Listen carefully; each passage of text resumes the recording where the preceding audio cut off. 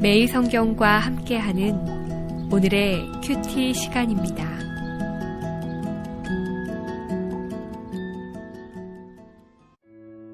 (7월 19일) 오늘의 말씀은 사무엘하 4장 1절에서 12절입니다. 사울의 아들 이스보셋은 아브넬이 헤브론에서 죽었다 함을 듣고 손에 맥이 풀렸고 온 이스라엘이 놀라니라. 사울의 아들 이스보셋에게 군 지휘관 2사람이 있으니 한 사람의 이름은 바하나요 한 사람의 이름은 레갑이라. 베냐민 족속 부에롯 사람 림몬의 아들들이더라. 부에롯도 베냐민 지파에 속하였으니 일찍이 부에롯 사람들이 깃다임으로 도망하여 오늘까지 거기에 우거함이더라. 사울의 아들 요나단에게 다리 저는 아들 하나가 있었으니 이름은 무비보셋이라. 전에 사울과 요나단이 죽은 소식이 이스라엘에서 올 때에 그의 나이가 5살이었는데 그 유모가 안고 도망할 때 급히 도망하다가 아이가 떨어져 절개 되었더라. 부에롯 사람 림몬의 아들 레갑과 바하나가 길을 떠나 볕이 쬐을 때쯤에 이스보셋의 집에 이르니 마침 그가 침상에서 낮잠을 자는지라. 레갑과 그의 형제 바하나가 밀을 가지러 온 채하고 집 가운데로 들어가서 그의 배를 찌르고 도망하였더라. 그들이 집에 들어가니 이스보셋이 침실에서 침상 위에 누워있는지라. 그를 쳐 죽이고 목을 베어 그의 머리를 가지고 밤새도록 아라바 길로 가 헤브론에 이르러 다윗 왕에게 이스보셋의 머리를 들이며 아뢰되 왕의 생명을 해하려 하던 원수 사울의 아들 이스보셋의 머리가 여기 있나이다. 여호와께서 오늘 우리 주 되신 왕의 원수를 사울과 그의 자손에게 갚으셨나이다 하니 다윗이 부에롯 사람 림몬의 아들 레갑과 그의 형제 바하나에게 대답하여 그들에게 이르되 내 생명을 여러 환난 가운데 건지신 여호와께서 살아계심을 두고 맹세하노니 전에 사람이 내게 알리기를 보라 사울이 죽었다 하며 그가 좋은 소식을 전하는 줄로 생각하였어도 내가 그를 잡아 시글락에서 죽여서 그것을 그 소식을 전한 갚음으로 삼았거든. 하물며 악인이 의인을 그의 집 침상 위에서 죽인 것이겠느냐. 그런즉 내가 악인의 피 흘린 죄를 너희에게 갚아서 너희를 이 땅에서 없이 하지 아니하겠느냐 하고 청년들에게 명령하매 곧 그들을 죽이고 수족을 베어 헤브론 못가에 매달고 이스보셋의 머리를 가져다가 헤브론에서 아브넬의 무덤에 매장하였더라.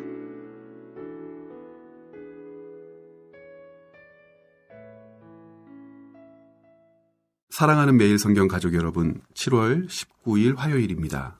계속되는 무더위에 많이 지치셨을 텐데 하루하루를 건강하게 보내고 계십니까? 오늘도 오늘의 말씀을 주시는 하나님과 교제하며 주님께서 주시는 큰 은혜를 누리시기를 소망합니다. 오늘 읽은 사무엘하 4장 말씀은 우여곡절 끝에 막을 내리는 사울 왕가의 마지막 모습을 그리고 있습니다. 이스보셋은 믿고 의지했던 아브넬이 죽자 큰 절망에 빠집니다. 이런 이스보셋을 군대의 지휘관이었던 바하나와 레갑이 암살합니다. 이렇게 사울 왕조는 막을 내립니다. 다윗은 사울의 죽음을 알린 아말렉 사람을 처형했던 것처럼 이스보셋을 죽이고 다윗에게 그 소식을 전한 베냐민 사람 바하나와 레갑도 죽였습니다. 다윗은 베냐민 지파와 이스라엘 전체에게 사울과 아브넬 그리고 이제는 이스보셋의 죽음에 대하여 자신이 아무런 관련이 없음을 보여주어야만 했습니다. 이것이 다윗이 놓인 정치적인 현실이었습니다. 그렇게 하지 않으면 세상은 다윗을 권력을 탐하는 개와 같은 존재로 몰아붙여서 다윗 왕권의 정통성을 끊임없이 의심했을 겁니다. 다윗은 이와 같은 사실을 너무나 잘 알고 있었습니다.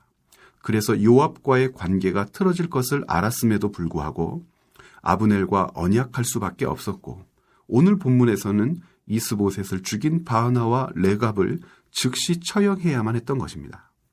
어제 말씀에서 확인한 대로 다윗은 자신의 권위를 지키기 위해서라도 아브넬을 죽인 책임을 물어 요압을 징계해야 했었습니다. 그러나 요압과 아비새를 처벌하지 못합니다.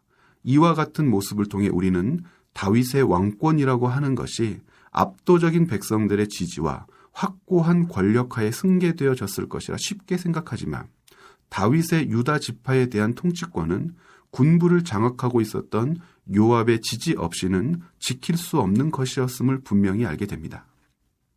이런 군부와 통치자의 관계는 다윗에게만 해당되었던 특별한 상황은 아닙니다. 아브넬을 전적으로 의지했던 사울과 이스보셋의 관계를 생각해보면 다윗과 요압의 관계를 이해할 수 있습니다. 다윗은 요압을 끝내 제거하지 못합니다. 열왕기하 2장 5절에 아들 솔로몬에게 요압과 그 가문 제거를 유언으로 남길 만큼 요압의 세력은 막강했기 때문입니다. 4절은 흐르는 문맥과 어울리지 않게 요나단의 아들 무비보셋이 갑자기 소개됩니다.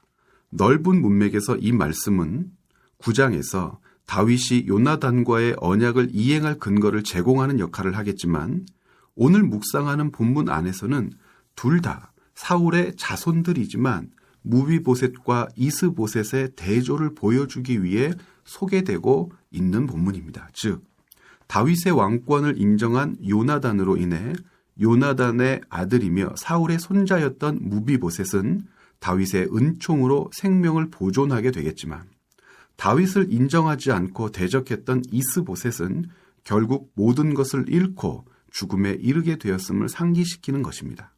이러한 구조를 통하여 사무엘하 말씀은 이스라엘 왕위가 사울의 아들 이스보셋이 아니라 왜 다윗이어야 했는지를 다시 한번 강조하고 가르쳐 줍니다.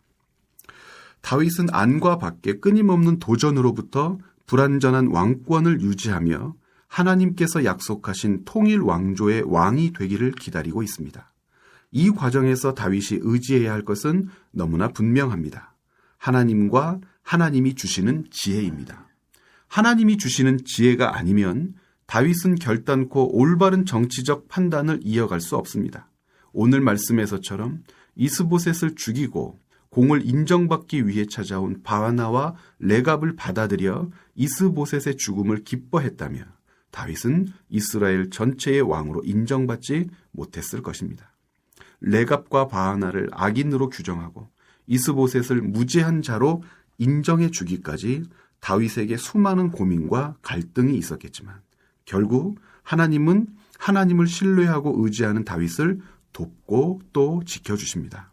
하늘의 지혜를 따라 우리 모두에게도 멈추어야 할 때와 지속해야 할 때, 그리고 용납해야 할 일과 단절해야 할 일들에 대한 바른 분별이 있기를 소원합니다. 이 사안들을 오늘 말씀을 통하여 생각해 보시면서 깊이 묵상해 보시기를 바랍니다. 함께 기도하겠습니다. 살아계신 하나님, 우리 앞에 놓여진 일들을 바르게 분별하기가 참 어렵습니다. 오늘 말씀을 통하여 다윗의 지혜로운 분별을 깨닫습니다. 받아들여야 할 것과 거절해야 할 것을 분명히 할 수 있었기 때문에 다윗이 이스라엘 모든 사람들에게 받아들여져 하나님이 약속하신 왕의 자리에 오를 수 있었음을 우리가 알고 있습니다. 하나님, 우리에게도 하나님께서 주신 지혜로 우리 앞에 놓여진 일들을 바르게 분별하고 판단하게 하여 주옵소서. 멈추어야 될 자리, 가야 될 자리, 가져야 할 것, 놓아야 할 것, 이것이 우리에게 분명하게 분별되는 그런 일들 있게 하여 주옵소서. 감사드리며 예수님의 이름으로 기도드렸습니다. 아멘.